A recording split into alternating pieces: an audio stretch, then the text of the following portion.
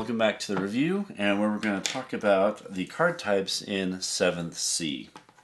We're just going to go through them, and we'll just start. So thank you for tuning in, and I hope you enjoy this video. May I hope it helps inform you for the game. Alright, so the first card type we're going to review for 7th C here is a C card. And this one, for example, is the Trade C. So this C card, you're going to have some lore in a quote on the bottom, the image, and the name of the sea right there. And the C cards are basically going to be your game board. You're going to have 5 of them in a specific order in the middle between the two players, or between just in a line. And no matter the number of players, you can have more than 2 players in this game. But regardless of the number of players, you're going to have just one set of C cards. 5 of them, like I said, in an order, in a row, in the middle of the table of the playing area. So that's an example of a C card. And again, every player who has a deck, any player who builds a deck should have their own set and not count on the opponent having one, because they may not for some reason. So again, include your own set of C cards in your deck, but again, only one set will be used. And you just agree who's going to be using what. Alright, so those are the C cards. The next card you're going to see here is a very important card. And this card is the Captain card. This is Philip Goss for the Goss Gentleman deck. And so this is, like I said, the Captain card. Now the Captain card is going to have on here a lot of different details, so I'll go through it. You're going to have the name, so you're going to have the name here, and then you're going to have the image, then you're going to have some keywords here. It's going to show here Captain, the type of card it is, some specific keywords, and some game text, and then a line of flavor text at the bottom.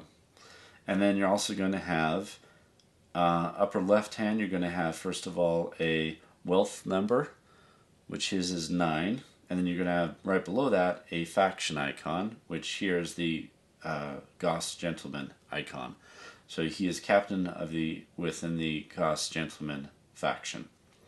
Now he's going to have attributes or stats right across here between bolded keywords and his picture. These stats are going to be ranked anywhere from 0 to, I've seen upwards of 5 or 6, I think. And they're going to be ranked for different functions in different ways. And I'll get to these attributes more when I get to the other crew card. Now a captain card functions like a crew card and is considered a crew card in the game. However, it is also considered a captain card, which means it'll have specific benefits in terms of card access that you can put onto it. But it's not vice versa. A crew card is not considered a captain card. That's why any other crew card is going to say crew and not captain on there. But a captain card is considered crew. So you can attach any crew attachments. You can do any kind of crew function with the captain card, etc. Because they are treated as another crew card. But again, that's a very elevated, specific type of crew card called a captain. You're going to start the game with a captain of your choice, which is this captain again. And now with that captain, you're going to also have a specific ship that you're going to go with it. A specific ship, yeah, like I said. So the other card type is, alright, so the other card type is a ship card. This serves as the vehicle or the basis of sort of your functionality and movement in the game. So a ship card is going to consist of an image, the name of the ship, a faction if that ship is attached to a faction specific. Here you have a sailing cost, so number on top right hand corner within this wheel here. This is a 3, so it's going to cost 3 sailing points to move this ship for a movement. Then it's going to tell you below the image you're going to have a crew maximum, how many total crew can be in the ship, and that includes the captain. And then you're going to have game text right here, right below the crew max. And that is a ship card. Every player is going to start out with the captain and their corresponding ship card. And so these are the two very specifics. And you're only going to have one of those in your deck. One captain and one ship card that matches. Alright, so I've covered 3 different card types that more or less are setup cards. Now let's go to the cards you'll find inside a draw deck. So we'll just jump right into it. So the next card type that you're going to see in this, in a 7th C deck, is the core of the deck, which is a crew card. So let me bring that out. So here is a crew card. Alright, so if you notice, there's a lot of similarities with the standard crew card and the captain card you saw earlier. It's going to have a lot of the same makeup. You're going to have an image, the faction icon upper left hand corner. You're going to have the card type, you're going to have picture, you're going to have attributes, bolded word text, and also game text and flavor text at the bottom. Now the difference, though, you can see with a standard crew card is you're going to see here it's going to have, instead of a wealth number, it's going to have an influence number or influence cost. So she's a 6, so it's going to cost 6 influence to bring her into play. Also, the difference also with this is these boarding attack icons. That deals with boarding attacks, which I'll get into in the other video, which is again the turn flow video or the walkthrough. But these are going to arrange with different symbols. The upper bold, the larger, the slightly larger, more the larger, slightly more vibrant letter is what you use if you're going to use this card as a boarding attack card that you'll play from your hand if you want to initiate a boarding attack.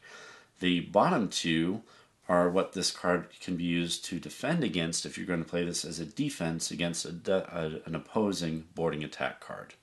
And so this can defend against a C and a T. I know T is a thrust, oh, C is a club. So this can defend against a club or thrust boarding attack card. And again, when we get to the actual boarding attack walkthrough on the next video, we'll be more descriptive on that. But anyway, so there you go. That is, again, an example of a crew card. And now let me get to the makeup of the attributes here. This is going to tell you how many points they'll produce when you attack the card for any of these, to generate any of these points. And you'll generate the points to meet costs in the game. So, for example, we saw the ship had the Gossman, the ship that this deck is built around, the Uncharted course. The ship for this deck has a 3 sailing cost. So what that means is this person, sorry, as you see, she has a rating of a 3 in sailing.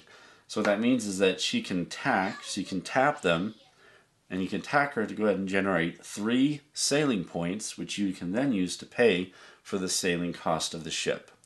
And vice versa, you can tack her to produce 1 point in a cannon attack. You can tack her to produce 2 adventuring, 2 influence, and 3 for tacking to soak up damage when you are inflicted with hits. So again, these attributes are cannon, sailing, adventuring, influence, and swashbuckling. And those are the different attributes. But that is a character card for you. There you go. Alright, so we've covered those types. Let me cover the other types here.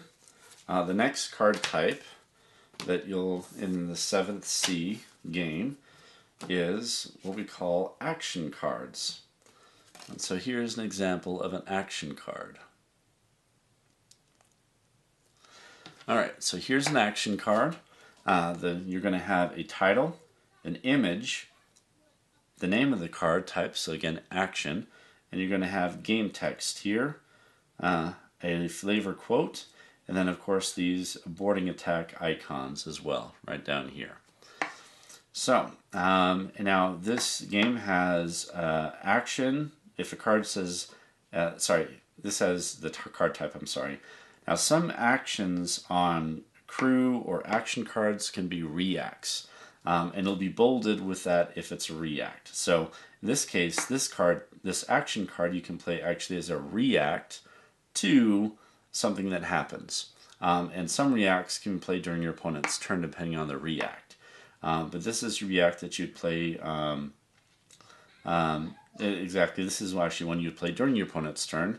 So if you were to take hits, you could play this as a react to go ahead and attack. Normally you only play action cards when you're doing an action at the moment that you can play an action.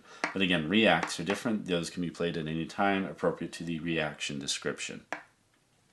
But this is an action card. So there's an example of an action card. Alright, and the next card type in this game. Alright, the next card type in this game is an attachment card. Alright, so the attachment card is going to have the name of the card, the image, a cost, which again some action cards also have costs. So if there's a cost for a card, you're going to see that right on this line between the image and the text. So this specific action card costs 2 influence. So you'd have to attack someone to generate the 2 influence, and then you could go ahead and play this card. Again, it's going to say the type of attachment. It says crew attachment, so you know that this has to go onto a crew. If it said a ship attachment, you know it plays on a ship. If it said a sea attachment, you know it goes onto a sea. So again, that specificity determines where you play that card. It has bolded game text that will determine interaction with other cards, and then of course game text for the card itself, lore, and then of course the boarding attack icons on the left hand side. So that is an example of an action card. There you go.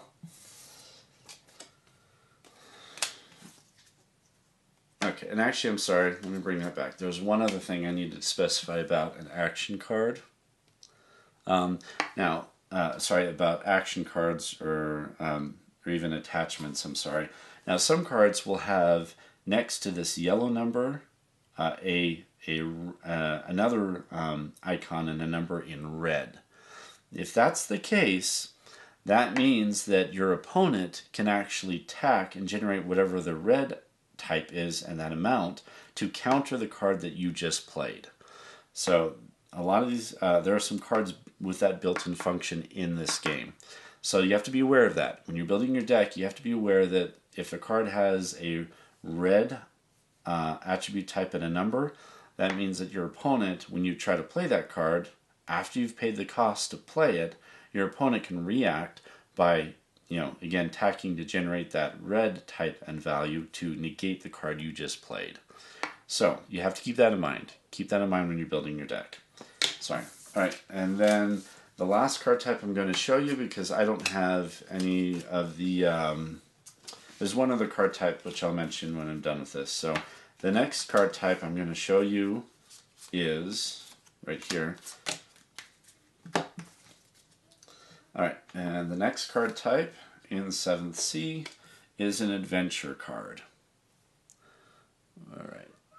Now, adventure cards simulate adventuring in the game. So these are sort of exploits that your crew will go on in the adventures you'll take as a crew for finding things, whether it's enhancements in terms of more influence or more wealth or whatever it may be.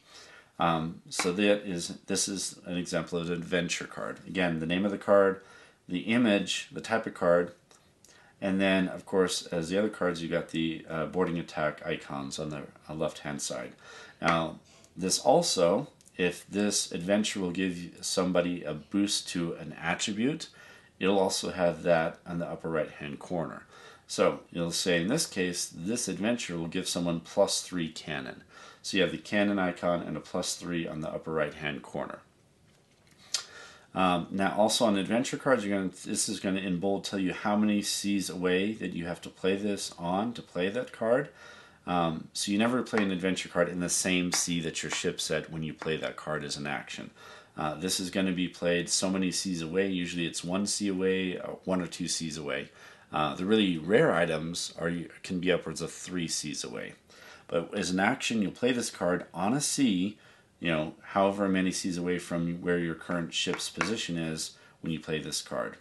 Now, it'll also have a to complete function, which will tell you what you need to do to complete it. Any adventuring requires, to complete an adventure will require you tacking and generating so much adventuring points, or so much in adventuring.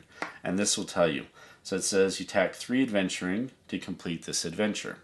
And again, to complete it, you need to have your ship in the same sea that this is attached to. So you would play it away from where you are as an action, then you would move there as an action, and then you would do another action to complete the adventure. Now, this does have most of the adventure cards will actually have a reduction in adventuring costs to complete the adventure if it's in a certain sea. And this will actually specify, this says tack 3 adventuring to complete, or 2 if it completed in La Boca. So if it's completed in that specific sea, it's going to be 2 rather than the normal 3. So 2 rather than the normal 3. And then below that it's going to say what happens. It says that this will become a crew attachment. So it's bolded crew attachment, and the effect +3 cannon. So it's going to attach to some crew card, give them +3 cannon as indicated from up here. And then lastly, you'll have lore text on the bottom as well. So that is an adventure card. And that's it, really. The only other card type that's a 7th sea card that you would see is something called a Chanty. And I don't have an example of that. A Chanty card is going to have something where you play it on the table, and it's going to have an effect for both players. And that's basically what the difference is between that and other cards. All these other cards are going to affect either you or just your opponent, whether advantageous or disadvantage, or as a disadvantage to your opponent, depending on the card. Chanties affect both players, and that's something that just sort of plays on the table, and it continuously is in effect until that is stopped for some reason. But that's it. So thank you for watching, and those are the card types for 7th Sea.